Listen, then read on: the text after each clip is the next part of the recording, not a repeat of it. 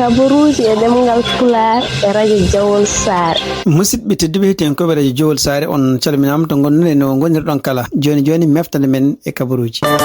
Meftande men kabaruji jamma hande jatanen koye denɗi Amatoure e kabaruji dowlaji dentuɗi États-Unis e kabaruji international. Bandiraɓe sehlaɓe heɗotoɓe radio Jawol Sare jaam hiire moon hande ko jamma alal no gasi ɗiɗi lewru avril tan ujunnaji ɗiɗi no gasi jeegom habruji moɗon e ɗemgal Pulaar toon to New York guiɗoɗen kanko ancien président Macky Sall o wawi jaɓɓede toon to jonde Nations Unies ndeɗon jonde noon ko fotide makko kanko Macky Sall gonɗo oɗo sa joni candidat ɗaɓɓude wonde secrétaire général Nations Unies ndeɗo jonde fotude e yimɓe ɗeɗo leyɗele ken won temedere capanɗe jeenayi e tati leydi ɗi ganduɗa en kañum koye min jiiɗi en jiiɗi yewtidde makko gueɗe kewɗe kanko Macky Sall ene wayni ko toon o ñalli ɗum noon ko guila ton caggal tisbar ha yetanma 6 heures kikiɗe o wawi kadi jabade gueɗe kewɗe ma en garti ko jabugol ko jiiɗa e ɗum ɗon kadi ene wayni ko toon to New York kamɓe supporteur uji e kamɓe kadi yimɓe aranoɓe yidde sabbode hono gargol makko toon kanko Macky Sall walla candidature makko ene wayno ko wuli no fewi laabi yesso walla ɗo woɗɗani jonde Nations Unies accident goto waɗin toon hono kanko biyeteɗo Ousmane Tounkara wiyama wonde oto makko yane debbo goto biyeteɗo Nabou Dash oɗon accident ene wayno ko hulono en foof kanko debbo ala ko gañama ko kanko Ousmane Tounkara noon ko supporteur ganduɗo Pastef neɗɗo mo ganduɗa en kadi événement ji bannoɗi toon to Sénégal ɗum noon ko événement ji ancien président Macky Sall hadde laamu makko yaade ɗiɗon événement ji kanko Ousmane Tounkara kadi o yiyama kadi omo haale médias sociaux ji o wi wonde ko kanko sodanno kala petoje berleteneɗo toon e bisuji yimɓe heɓe maayi hen o haali sibabude projet wallude oɗon saaha Pastef yimɓe heɓe maayi hen dewle kewɗe puusi hen kono kanko Ousmane Tounkara kadi ardemo toon kadi omo wonde yimɓe heɓe kadi yimɓe Pastef ko sabbude ka jaɓɓugal kanko Macky Sall waɗannogal ko wawi wonde foof en wayno ko kamɓe supporteur uji Macky Sall ɓe ɓuurimo doole route ko fati accident noon tugnade hande ko yalti toon e kadi en windama toon to journée ji kewɗi surtout journée ji New York Times yettima toon kadi web to Seneweb ono kanko Nabou Dash caggal nde o nawa toon to hôpital wiyama ko tawama ala ko gañema omon heddi toon hôpital noon oɗo jamma oɗo heure ɗum kalten ɗo kono noon tugnade kadi koɓe kaali ɓe mbi wonde ko kanko Ousmane Tounkara ene wayno o haali o wi wonde ko ene wayno ko Nabou ko kañum hoore mum yane oto makko ene wayno ko kañum nde yane oto makko nde kanko oto o en dogatan kanko Ousmane Tounkara noon caggal nde oɗon accident waɗi ene wayno ko o holli kanko hoore makko e nder page makko social vidéo e onɗon vidéo kadi omo holla hen wonde ko kanko Nabou Dash o ene wayno wonno ko yeeso Ousmane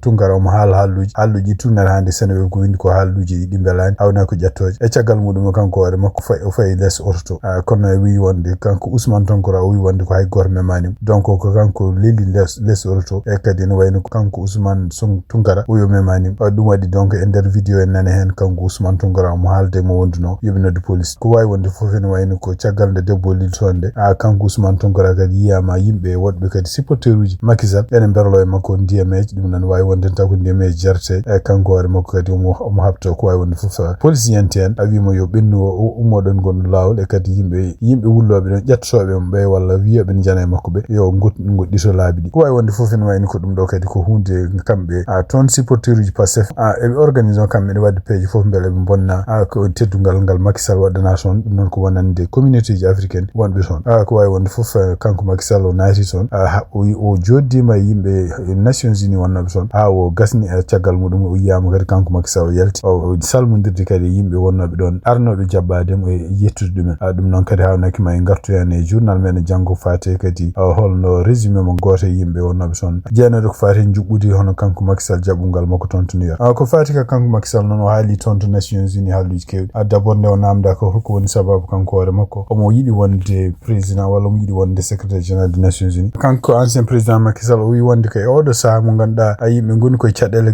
ɗe kadi ko caɗele kisal caɗele ɗe kadi ko fate wayloji weeyoji e caɗele goɗɗe kadi caɗele gonɗe hakkude communauté ji kanko Macky Sall kadi o siftini wonde ko oɗo saaha joni ene wayno ko ene alay saago aduna han kadi jaɓa ko wiyete multilateralisme ɗum noon ko yimɓe ɓe jiida gonde mbawa liggudade e wi kadi ene wayno oɗo saaha joni ko o wi oɗo saaha joni ko ɗum woni kanko hoore makko mo jogui cuusal omo jogui kadi hoolare wonde ko tawi o jaɓɓannama ardade Nations Unies o arata komo jogui humpito ngo kadi ko gila wonde less gila kanko hoore makko woni maire caggal ɗum ha woni gardiɗo leydi Sénégal ken won duuɓi sappo ɗiɗi ha jeeyede kadi ardade kadi pelle goɗɗe perɗe ɗen jeeya hen CEDEAO o o haali kadi pelle goɗɗe kadi ganduɗa tako pelle international o ɗum ɗo fof kadi o wawi kadi haalde wi wonde ko humpitu kadi ngo jogui en wawde wallude won leyɗele wallude won pelle hawridde walla wawde haaldude kam o haali hen surtout o haali hen yeru Burkina Faso o woni toon taw onon sa gudditen wat toon ko kanko walli kadi ne wayno ko haaliɗe Burkina kamɓe militaire mbawi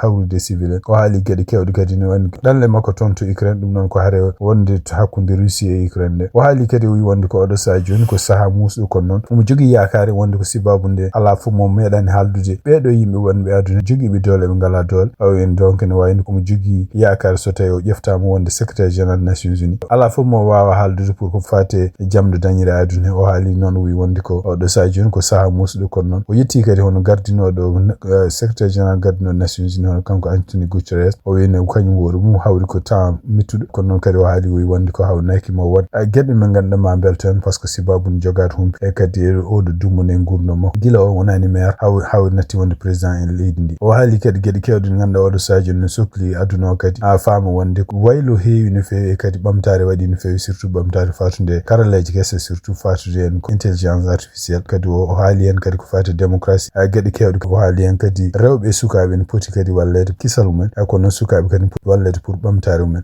pour ha mbawa heblede par ce que ko aduna mumen wona kanko ancien président Macky Sall kadi o junnima no feewi o wi wonde ko so ari ko mo artir kala ko wiyete hoolare ande ganduɗa oɗo saha joni wodani hakkude kamɓe leyɗele membre uji jeeyaɗo Nations Unies e surtout hakkude won leyɗele o haali kadi o wi wonde ko maw ɓeydu kadi o waylude Nations Unies pour o waɗa ɗum te nguru taw wona nguru goto wona ɗemgal gotal haalte wona kadi miijo woto woni toon ɗum ɗo fof kadi o yañima no feewi kadi ko fate ɗemɗe kutorteɗe toon to Nations Unies ko ɗemɗe jeegom goodi kono noon ko ɗemɗe ɗiɗi goni hen officiel o wi kadi ne wayni ko kanko Macky Sall oɗo saha joni woni ko jangguɗo arab kono ne wayni ko kadi komo gonɗini hawnaki ɗemɗe keddiɗe fof ne poti haalede ɗum ɗo fof kadi ko e wiide makko ko dañal patugal e pinal wonande aduna kanko Macky Sall kadi o ɓeydi hen o wi wonde ko won gueɗe tati ɗe ganduɗa ene poti waɗede so ari kanko Macky Sall o wi wonde ko wonde ko gueɗe gardanelgel ko liggorade avec kilifagal ti o e wiide makko wonde ko won gueɗe kewɗe gon toon programme uji kewɗi goɗɗi toon kadi ɗum ɗo ko programme uji hawnaki kañumen koye menen pawodiri hawnaki won programme uji baɗɗoji ko ɗi goɗɗi programme uji goɗɗi mbaɗata ko ɗum ɗo fof noon ko hunde nde ganduɗa henne kam ko Macky Sall so ari maw liggodiri kadi e yimɓe wonɓe ko wonɓe membre uji permanent wonɓe kadi conseil sécurité wonɓe kadi liggotoɓe toon de Nations Unies pour heɓe mbawa ƴeewde kala programme uji ɗi ganduɗa ene poti wonde copie goɗɗi programme uji goɗɗi ɗi ɗum ɗo fof usse par ce que oɗo saha joni fedde Nations Unies ene sohli wawde liggade wona taw ko wona ko liggorto ko walla ko sohla ko ene bonne taw ne wawi hutorede banggueji goɗɗi toɓɓere ɗiɗi e nder kanko Macky Sall ko haali wi wonde ko wemnude kala ko ganduɗa pooje gonɗe toon ɗum noon ko procédure aji ɗum noon kadi ko waddude tude hono organisation oɗo Nations Unies organisation ɓurɗo webde o wi kadi e nder oɗo saha joni e aduna gonaɗo en ko aduna caɗele ko aduna jayeji aduna caɗele surtout ko partude cellal jaabowol kamɓe Nations Unies pour jabade wallude foti wonde yawde kono noon en omo andi wonde ko Nations Unies woni koye aadaji ɗi ganduɗa kala ko jaabol gumotongol toon walla kono wallita rewata ko bureau ji rewata ko nokkuji kewɗi ɗum ɗo fof ne len ɗum gueɗel tati ɓinguel kadi ko yiiɗi liggade pour ne waɗe so tawi o ƴeftama o wi wonde ko optimisé ɗum noon ko ene wayno ko kala ko waɗete hen yahata ko waɗete ko hen ene yalta hen ɗum noon kala ko waɗete kadi yahata ko yalti hen fof ko nafoore ɗum noon ko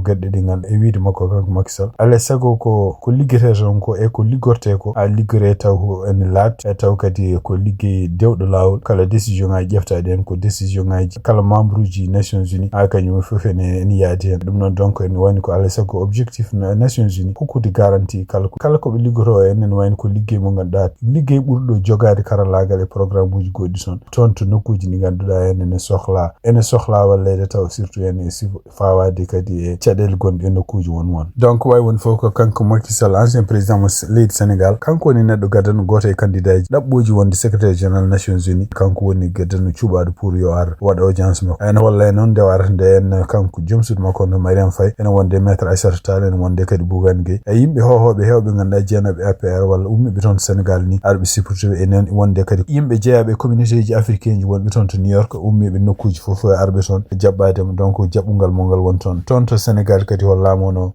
jonde mabɓe kamɓe APR ema waɗi télévision ngaji en direct donc yimɓe ne goni toon guila en nalankoɓe ha kadi yimɓe jeeɓe parti ha yimɓe supporter ji mon donc salon koko buuki noon heewi ko way wonde fof en wayno ko wonande APR hande e wonande kadi surtout yenno kamɓe supporter uji yiɗɓe Macky Sall hande ko nyalamo weltare mo nande ko way wonde ene fada cubugol secrétaire général des nations unies ko procédure juɗɗo hawnaki kadi ma ɗo e balɗe garoje amma ɓe ƴeewa kadi andude yimɓe tata heddi ɓe hono goto mum fo ara tumire non haale oɗo sa joni ko hawnaki hay sindo wonde ko date nde candidat ji ponno dartinede pour dépose dossier ji men wonno ko 1er avril en wayno ko kamɓe nations unies ɓe jaaɓi wonde won yimɓe woɗɓe kadi ha hande mbawi ɗaɓɓude arde wonde candidat ji donc andaka taw oɗo sa joni holde ɗum gasata ko way wonde foof kanko Anthony Guterres fen lewru men ko ndeno gasnata mandat makko tonto leydi Sénégal e tumnade kadi ko winda toon de Dakar Actualité hono kanko Siré Clédor Ly o yante avocat jafanɗoɓe hono ancien ministre de la justice hono kanko Ismaïla Madior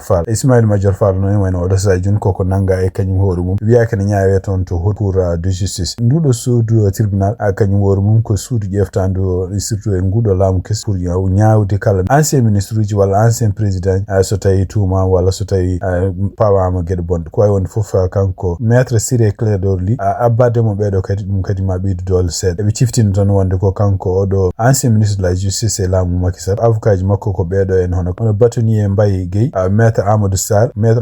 maître Charles Bruguière maître Hamid Ndiaye ɗum noon yante makko kanko maître Siré Clédor ɗum woni donc équipe oɗo ko équipe mawɗo pour défendudemo kanko Ismaïla Madior Fall takkade gueɗe ɗe ganduɗa fati kalisaji koko yena won kalisaji nde waɗata liggueji muɗum e laamu Macky Sall donc en wayno ko kanko Ismaïla Madior Fall o ñawete ko oɗo aljuma garoto toon to Pikine Guédiawaye hande toon to Sénégal en wayno ko yalti gila hiccenke onon kamɓe banque africaine de développement oɗo sa joni koɓe dartiniɓe kala kalisaji ɓe jomanno Sénégal ɗiɗon kalisaji noon ko kalisaji ñamali tugnade ko anda en wayno ko kamɓe badde ɓe mbi wonde ko leydi Sénégal en wayno ko won paiement ji kañum hoore mum fonno wadde e banque mabɓe kono noon en wayno wayri wadde ɗiɗon paiement ji ko ɗum waɗi oɗo sa joni ɓe dartini ɗiɗon kamɓene koɓe kala koɓe mbiyatno en décaissement mbaɗanno dartindeɓe o ɗiɗon kalisaji noon kene abbo e ujunere temedde jeegom capanɗe tati milliard francs CFA ɗum ɗo foof ma waw dartinde kadi projet ji kewɗi ken wonno capanɗe tati e nayyi projet taw ko gonɗi toon Sénégal ɗiɗon projet ji kadi ko yimɓe koye nokkuji kewɗi surtout yenno partuɗe agriculture partuɗe énergie e partuɗe kadi infrastructure ɗum noon ko guila e hôtelaji en ha e laabi en ɗiɗon projet ji fof ko projet ji ganduɗa henno ɗaminani tambinini